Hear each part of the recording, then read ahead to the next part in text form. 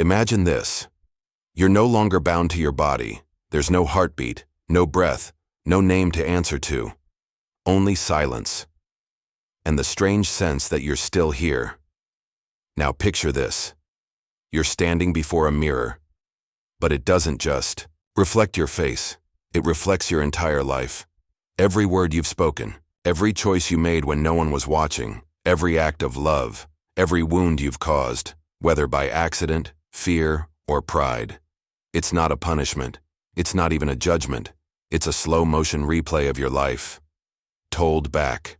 To you not by God, but by your own heart. In our last chapter, we followed the soul as it slipped free from the body, detaching from ego, drifting through the shadows of fear, temptation, and illusion. A phase where masks fall, and what's left is the raw self, the truth beneath everything you ever tried to be. But now comes something deeper. Before a soul can go any further, it must enter a sacred space, not to be punished, but to be revealed. This is the place where the veil is lifted, where nothing can be denied, nothing can be hidden. This is the moment every soul must face. The life review.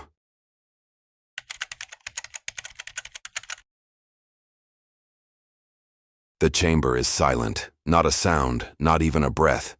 For here, breath is no longer needed. A soul enters, weightless in body, but carrying a lifetime inside its invisible chest. Before it lies an altar. At its center, a scale. On one side of the scale rests the soul's own heart, the silent recorder of every action, intention, and hidden emotion ever felt. And opposite that, a single white feather, not just any feather. It is the feather of Ma'at, the sacred symbol of truth, justice, and divine harmony. This is no myth. In the ancient worldview of Egypt, this moment is real, more real than death itself. It is called the weighing of the heart. The heart is not merely an organ. To the ancients, it was the seat of consciousness, the diary of the soul. Not the brain, but the heart remembers. It records every moment you chose love or fear. And the feather? It is lightness itself, the measure of a soul that has lived in harmony with divine order, without deceit, cruelty, or arrogance.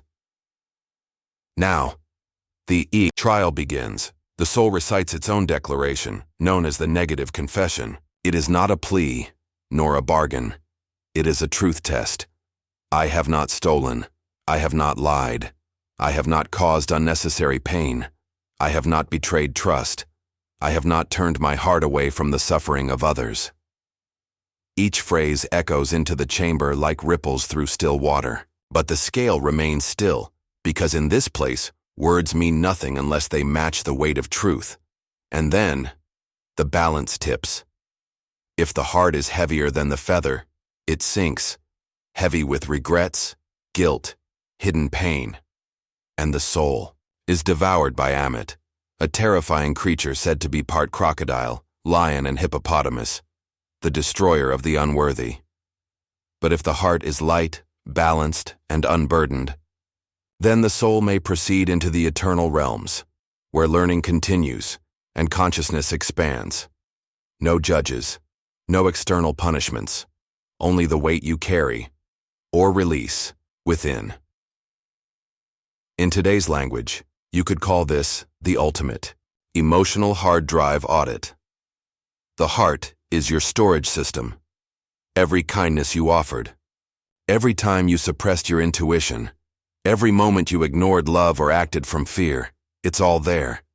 The feather is like your awakened self, the part of you aligned with truth, compassion, and divine order. This weighing isn't just an afterlife ritual. It is a mirror, calling you to reflect now while you're still alive. Are you carrying what no longer serves you? Is your heart heavy with things left unsaid, unforgiven, or unresolved? Because here's the sacred truth. No one passes through this gate with intellect alone. Only a heart that has been healed can become lighter than the feather. So the question is not, will your heart pass the test? But rather, what are you still holding that you must let go of?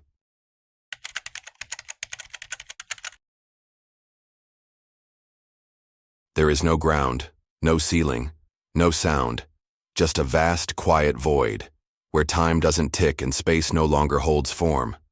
A soul floats here, free of name, memory, or language. And yet, something inside still remembers.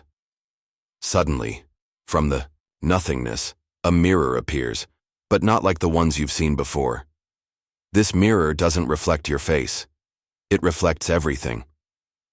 In the ancient Tibetan teachings, particularly those from the Bardo, or what the West calls the Tibetan Book of the Dead, it is said that after death the soul passes through many realms, and in one of them it confronts a terrifying sacred thing, the mirror of karma.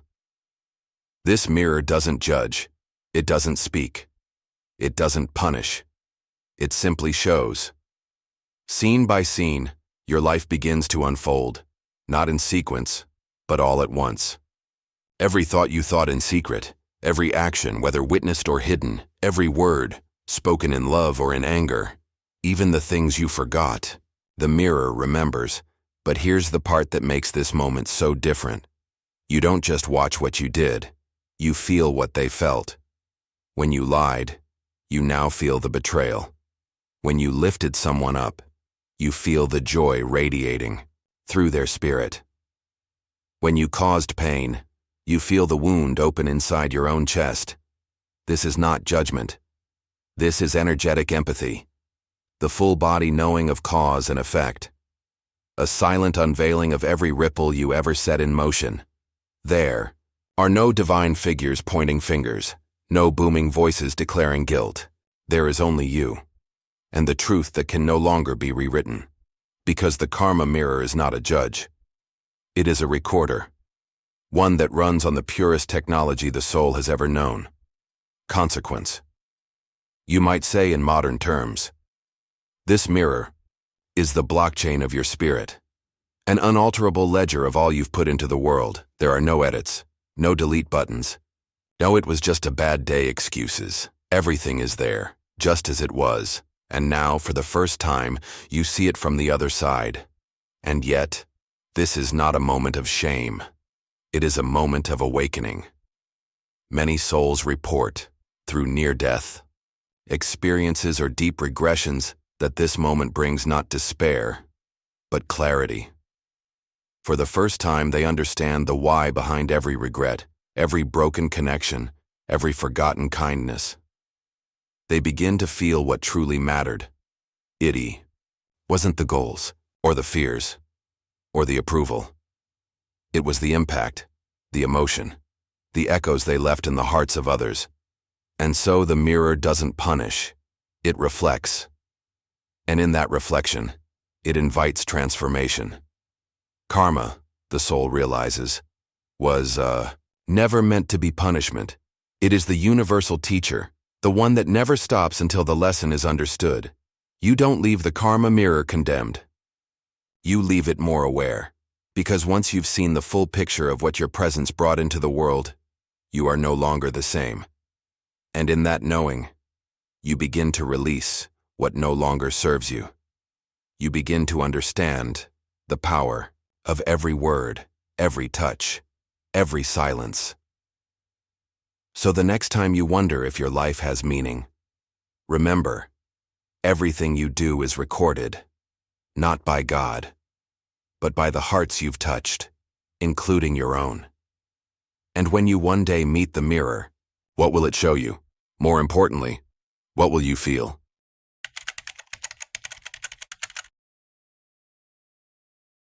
There is a light, not blinding, not loud, just soft, gentle, like sunrise through a child's window.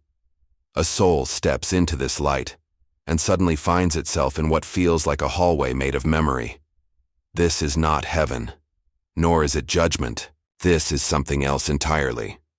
It is known in spiritual traditions as the life between lives, a sacred interval where the soul reflects, not on what it did, but on what it meant.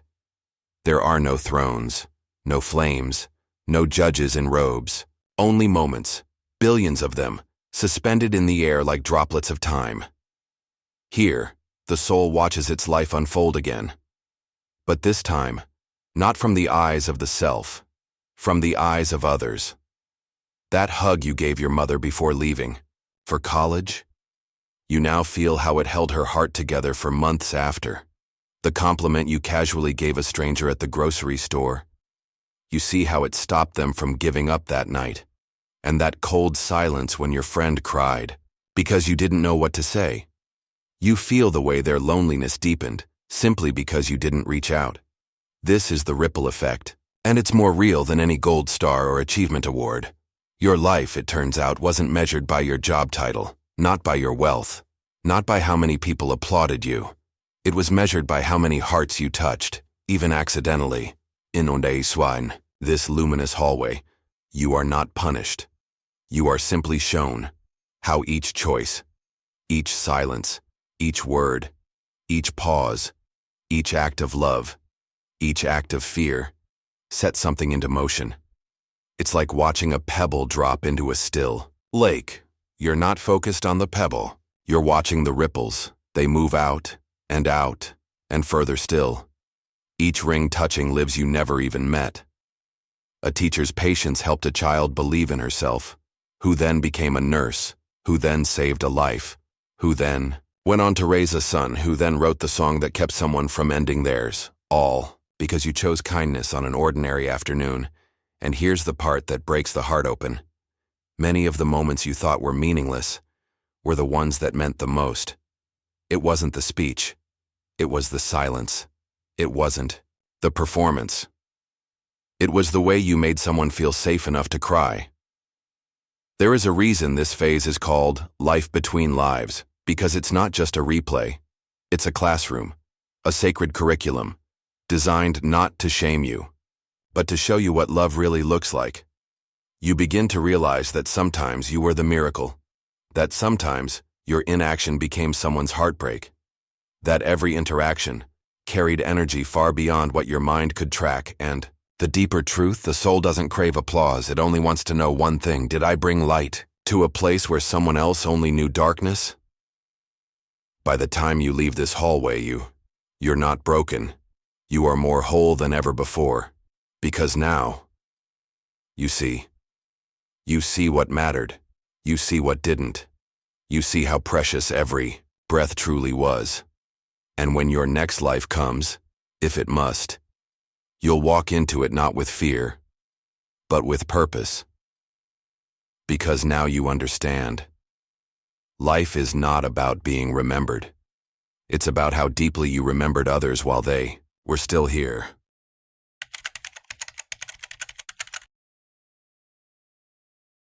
Her name was Leora.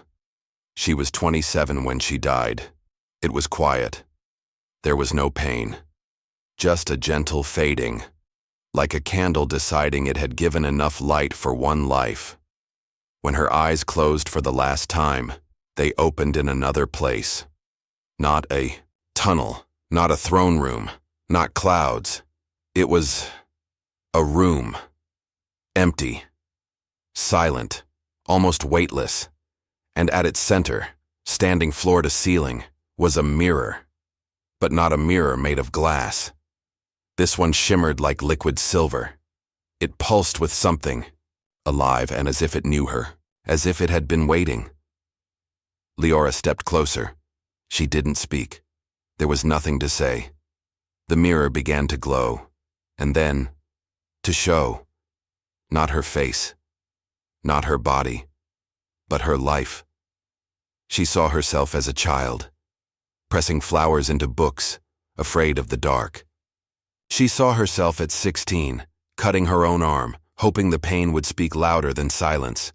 She saw the boy she left without explanation, the friend she ghosted, the mother she rarely hugged, the people she couldn't save, and the ones she didn't try to. And then she saw something else. She saw the old woman at the cafe, how Leora had simply smiled and held the door open. She saw how that woman went home that day and wrote a letter she had put off for years. She saw how that letter reunited a family. She saw the girl on the subway, how Leora had complimented her hair just to be kind. She saw how that girl canceled her plan to end it all that night because someone saw her. She saw every kindness she gave without knowing, and every harm she caused without meaning to. But this wasn't just watching. It wasn't a film. It wasn't a memory. Leora didn't just see, she felt. She felt the sting of being left behind. She felt the warmth of a smile that saved someone. She felt the confusion of the boy she never explained herself to.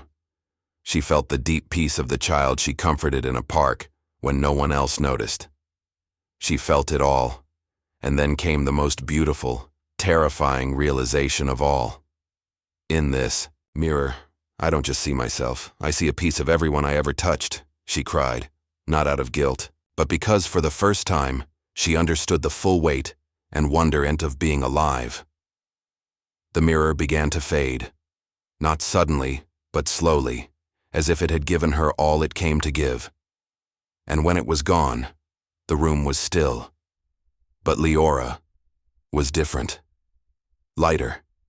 Not because her past had changed, but because she had finally felt all of it.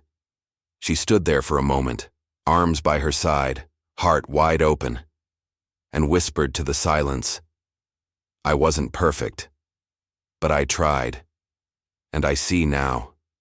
That was always enough. No thunder, no applause. Just peace, because at the end of every life we are not asked, 'Did you never fall?' We are asked, 'Did you keep choosing love, even when it was hard?' In the mirror of time, there are no saints, no villains, only souls, learning, breaking, healing, and returning to love over and over again. There is no judgment, only reflection, only truth, only the gentle echo of a heart doing its best to love."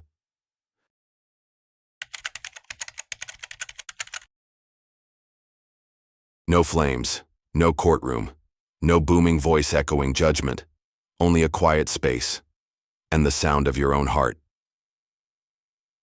The life review is not a punishment, it's a revelation. It doesn't come to shame you, it comes to show you, not what you did wrong, but what you may have never noticed, that the smallest things were never small. That love mattered more than logic. That silence hurt more than harsh words. That your presence, even unnoticed, shifted the entire field around you. You see, no one truly judges you in this space. There is no cosmic jury, no external deity wagging a finger, only your own soul finally ready to tell you the truth.